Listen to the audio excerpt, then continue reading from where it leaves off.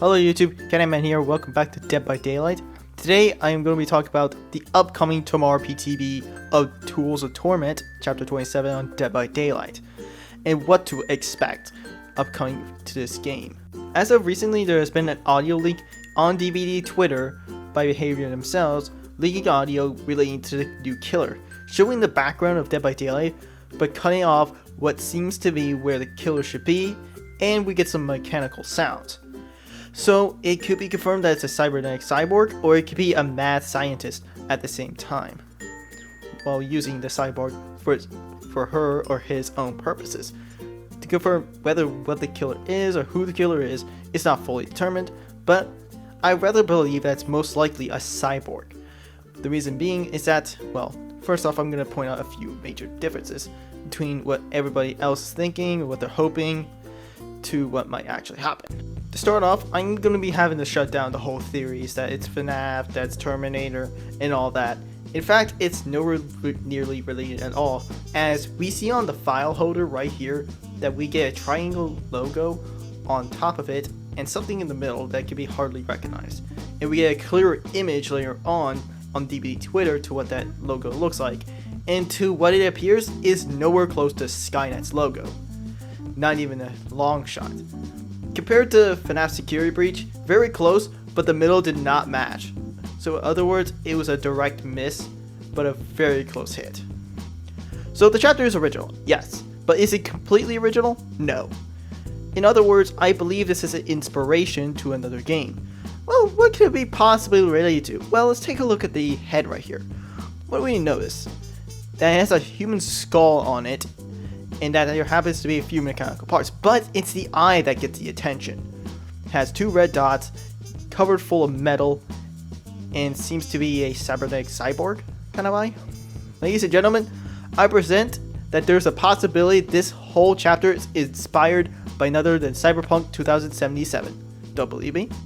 And yes, I am well aware there's an article in the Saw Tomes about some mechanical monstrosity with flesh-like, metal-like capabilities that it looks like, but I say this as an inspiration to Cyberpunk doesn't mean that it's actually a license from Cyberpunk itself, so please calm down. And also, it's not going to be FNAF because the eyes just do not match to any other animatronics, okay? Just please, just don't. Hell, not even Springtrap. So the reason why I say this is that there is one particular antagonist throughout the whole story of Cyberpunk. You don't really get to see that often, and you have to face him in the end. And for those of you who actually play the game, you know what I'm talking about. Adam Smasher. And you take a look at him and the skull, they actually have similar eyes. On the skull from the Dead by Daylight trailer teaser, we get to see two red dots on the eyes onto the right, symbolizing that it's a robot or a cyborg, but there's also a similarity between it and Adam Smasher, as we can see on his eyes, they also have two red dots. Another thing that we mentioned is the name Skull Merchant, which could be literal, as Adam Smasher himself is not a robot, he's a cybernetic human being, because deep in the lore, Adam Smasher was human before he became a robot, and used to be part of the military before he got kicked out, and he was crazed. This was a time during when murder was just normal, like nobody really cared that much because it just happened a lot. So for someone to get kicked out of the military just because they were crazed, that would really mean something about Adam Smasher. But other than that, comparing Skull Merchant to Adam Smasher could actually really relate that the killer that we're facing may actually be a human being covered in cybernetic tech. This can also explain the survivors' names, as in Cyberpunk there is a lot of Japanese related things, such as advertisement, food, and there's a lot of people that are Japanese as well. You have a Japanese assassins that are going after the main character V.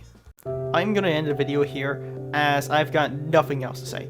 I just wanted to point out the few bits of information that I see in the teaser that could be related to Cyberpunk, or an inspiration crossover with the game itself, with the eye of Adam Smasher, with the names of the survivors, and all that. So I hope you guys found this entertaining, or maybe just found this like something interesting that's never been seen before, just any of the sort. Like, it's kind of new information that it's surprising that nobody really thought of it. Other than that, I hope you all enjoyed the video. Please like and subscribe. I'll see you on the next video. Goodbye.